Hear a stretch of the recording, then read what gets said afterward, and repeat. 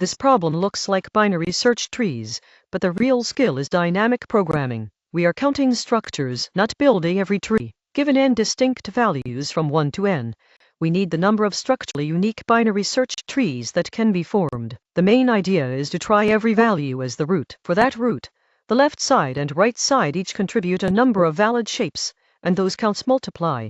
That gives us the recurrence. dp of n is the sum over every possible root of dp left times dp right. For n equals 3, each root gives a left size and right size split. We multiply those counts and add them all together to get the final answer. The multiply then add pattern is the heart of the problem. For one fixed root, left and right subtree choices are independent, so they multiply. Across different roots we add. We fill the table bottom up because every value of dp depends only on smaller subtree sizes that are already known.